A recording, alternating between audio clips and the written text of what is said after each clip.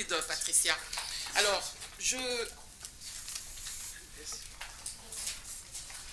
voudrais revenir sur une problématique éminemment importante, évoquée d'abord par Patricia, ensuite reprise par Miassa.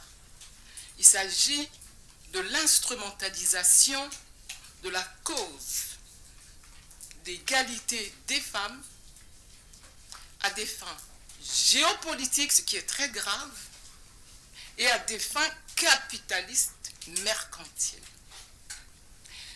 Alors, je voudrais ici, je ne sais pas comment l'exprimer, dire à ce propos que l'instrumentalisation géopolitique de la cause d'égalité entre l'homme et la femme est préoccupante, très préoccupante.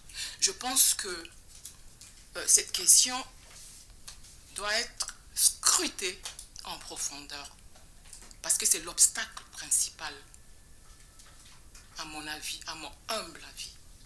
C'est l'obstacle principal. Ça voudrait dire qu'il n'y a pas de solution. Ça voudrait dire qu'on tourne en rond. En fait, il y a d'autres raisons subjectives. Quand je prends le cas de la RDC, la question qui va arriver, quand je prends le cas de la RDC qui est très grave, ça fait 30 ans qu'il y a des conflits, ça fait 30 ans que les crimes internationaux sont documentés, mais il n'y a pas de réponse parce que l'enjeu est ailleurs, les enjeux sont géopolitiques, géostratégiques et géoéconomiques. Donc il faut une question de volonté politique. Je voudrais demander à Patricia,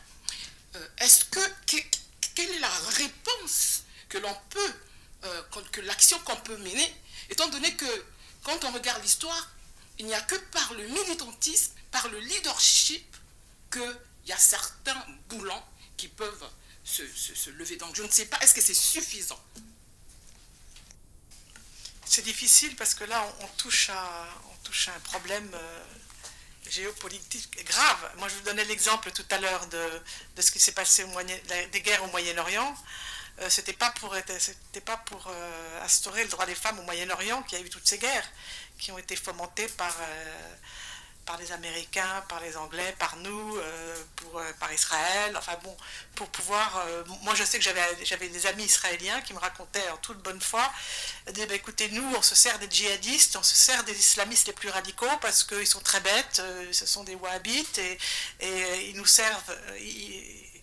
Ils servent à être le balai, si je puis dire, pour qu'on puisse faire ce qu'on veut après. Donc, si vous voulez, c'est des choses... c'est des choses impensables et difficiles.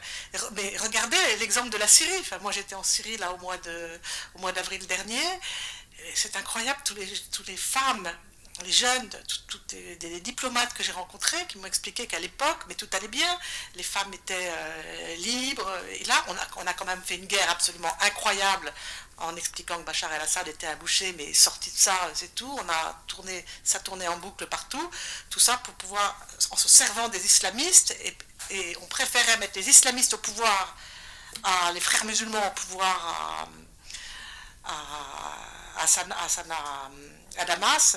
à Damas, et là, où est le droit des femmes? C'était terminé. Vous voyez ce que je veux dire? Donc et les Américains, c'est la même chose d'ailleurs avec l'Afghanistan. C'est la même chose. Je veux dire, l'Afghanistan, c'est ce que j'ai expliqué. Les Américains se sont servis des talibans, des islamistes, et puis, mon Dieu, une fois qu'il y a eu le 11 septembre, qui se sont retrouvés avec 2 tours en moins, mon Dieu, on va aller là-bas enlever les talibans, puis finalement, ils les remettent. Enfin, je veux dire, et c'est partout pareil, hein, parce que je crois que c'est les Américains sont obsédés. Moi, j'ai une amie américaine qui m'expliquait « Ah, mais les frères musulmans, ils sont formidables parce que ce sont des intellectuels. » Bon, d'accord, mais une fois qu'il m'avait dit ça, je veux dire... oui, elle m'expliquait ça. Mais une fille qui est tout le temps sur LCI, d'ailleurs, qui est invitée partout, qui est Institute of World Study, qui m'expliquait, les frères musulmans, ce sont des intellectuels, donc on travaille avec eux. Mais les Américains ont poussé les frères musulmans partout, et tout ce qui nous arrive dans nos banlieues et partout, ça vient aussi, enfin, je veux dire, c'est... Avec la complicité des pays du Golfe. Ah bah oui, bien sûr. Ah mais bien sûr. avec la complicité. Oui, oui. Alors, dans les pays du Golfe, je dirais qu'il y a les Émirats Arabes Unis un peu à part, mais l'Arabie Saoudite, ça c'est évident, et le Qatar. Et le Qatar est le meilleur exemple. Et alors, moi, une dernière, je travaillais, et puis après je m'en vais parce que, bon, mon parc-mètre va me coûter cher.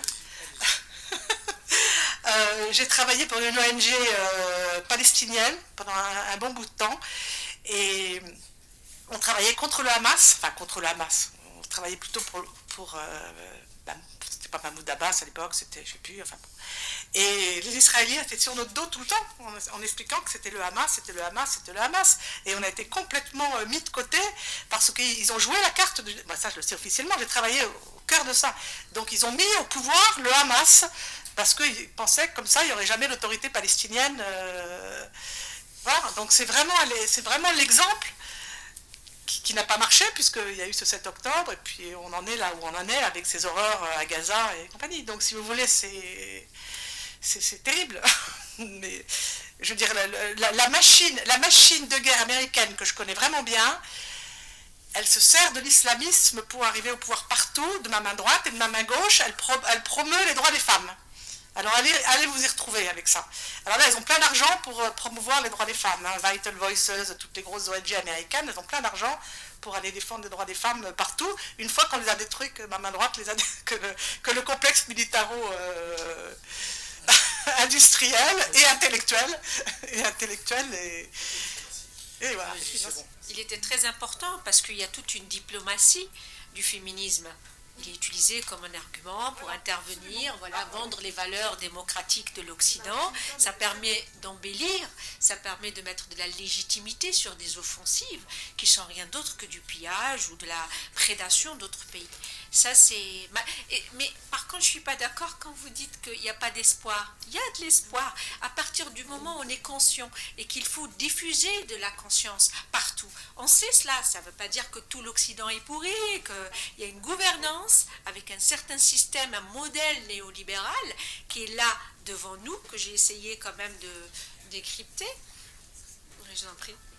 I have a question for you, madame. You told that there is some discrimination against the Hazara women and Tajik women, and why? There is the situation of Hazara women in Afghanistan worse than the other women? At this time, yes, Thank you very much. The overall situation for women, it's not a good situation because the women prohibited it in overall Afghanistan from their essential rights. The women, Hazara women and Tajik women are protesting against the situation. So some other women are also part of that protest, but it's mainly leading by Hazara women and also Tajik women. They are protesting against Taliban and against this situation. So they have been arrested and also they tortured, imprisoned, and also even sometimes their bodies are on the street, dead body, without any reason. So, but recently in this year, from the beginning of 2024, most of Hazara women and Tajik women were arrested